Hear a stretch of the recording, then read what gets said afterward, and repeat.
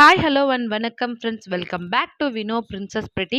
நம்ம இன்னைக்கு சேனலில் என்ன பார்க்க போகிறோம் அப்படின்னா, தேங்காய் பர்ஃபி எப்படி செய்கிறதுன்னு பார்க்க போகிறோம் ஃப்ரெண்ட்ஸ். வாங்க வீடியோக்குள்ளே போகலாம். தேங்காய் பர்ஃபி செய்கிறதுக்கு நான் கொஞ்சம் தேங்காய் பூவை நல்லா துருவி வச்சுருக்கேன். லைட்டாக கிரைண்ட் பண்ணியும் வச்சுருக்கேன்.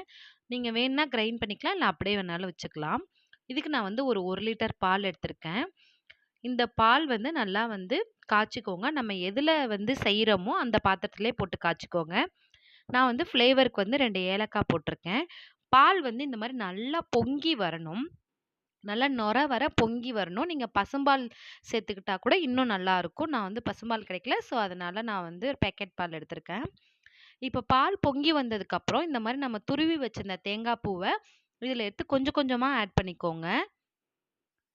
இந்த தேங்காய் பூ ஃபுல்லா நம்ம பால்ல மட்டுமே தான் வெந்து வரணும். தண்ணிலாம் இந்த பால்ல எதுவும் சேர்க்கக்கூடாது. நம்ம கொஞ்சம் கொஞ்சமா தேங்காய் பூவ சேர்த்து நல்லா இது மாரி மிக்ஸ் பண்ணி விடுங்க. எந்த அளவுக்கு தேங்காய் பூ பால்ல நல்லா வெந்து வருதோ, அந்த அளவுக்கு பர்ஃபி நல்லா டேஸ்ட்டா இருக்கும். இந்த மாரி நல்லா கிண்டி விட்டுக்கோங்க. அப்பப்ப கிண்டி விடுங்க. அப்பதான் தேங்காய் பூ அடியில தங்கிடாம இருக்கும். கொஞ்ச நேரம் நல்லா மீடியம் ஃப்ளேம்ல வச்சு இப்படி கிண்டி விட்டுட்டே இருந்தா, அந்த பால் நல்லா ட்ரை ஆயி தேங்காய் பூ நல்லா வெந்து வரும். கொஞ்சம் நல்லா இந்த மாரி வெந்து வந்ததுக்கப்புறம் ஒரு ஸ்டேஜில நமக்கு தேவையான சுகர் சேர்த்துக்கோங்க. நான் 2 தேங்காய் முழு பெரிய தேங்காய்க்கு நான் 250 கிராம் சுகர் எடுத்திருக்கேன். இதில சில தேங்காய் கொஞ்சம் ஸ்வீட்னஸ் ஜாஸ்தி இருக்கும். சில தேங்காய்ல ஸ்வீட்னஸ் கம்மியா இருக்கும். ஸோ சுகர் உங்களுடைய டேஸ்ட்டுக்கு ஏத்த மாரி நீங்க போட்டுக்கோங்க. சுகர் போட்டு நல்லா மிக்ஸ் பண்ணி விட்டதுக்கப்புறம், இவ்ளோ கெட்டியா இருக்கிறது கொஞ்சம் இது மாரி தண்ணியா ஆன மாரி தெரியும். அது நம்ம சுகர் போட்டதுனால, இந்த சுகர்ல இருக்கிற தண்ணியும் வத்துற அளவுக்கு நம்ம மறுபடியும் சிம்மிலே வச்சு, அப்ப முன்னாடி மீடியம் ஃப்ளேம்ல வச்சிருந்தோம். இப்ப நல்லா சிம்ல வச்சு நல்லா இத தேங்காய் பூவ கிண்டி விடணும்.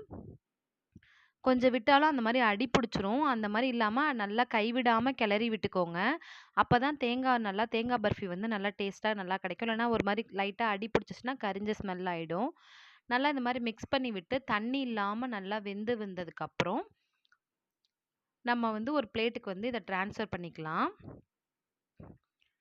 தண்ணி இருக்கான்னு செக் பண்ணிக்கோங்க. அப்பப்ப இந்த மாரி கிண்டி விட்டு, ஏன்னா அடியில எங்கேயாவது தண்ணி இருக்கும். ஸோ, அப்ப தண்ணி இல்லாதனால நான் இது ஒரு பிளேட்ல நெய் தடவி வச்சிருந்த பிளேட்ல எடுத்து நான் ட்ரான்ஸ்ஃபர் பண்ணி, இந்த மாரி சமமா இருக்கிற ஒரு கரண்டியால நான் நல்லா அமுக்கி விட்டுக்கிட்டேன்.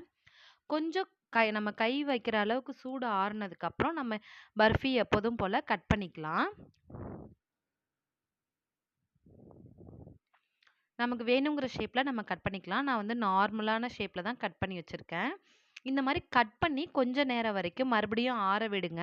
அப்பதான் நம்ம கையில எடுக்கிறதுக்கு பர்ஃபி கரெக்ட்டான ஸ்டேஜ்ல வரும். பாருங்க ஃப்ரெண்ட்ஸ், நான் கொஞ்ச நேரம் ஆறுனதுக்கு அப்புறம் எடுத்திருக்கேன்.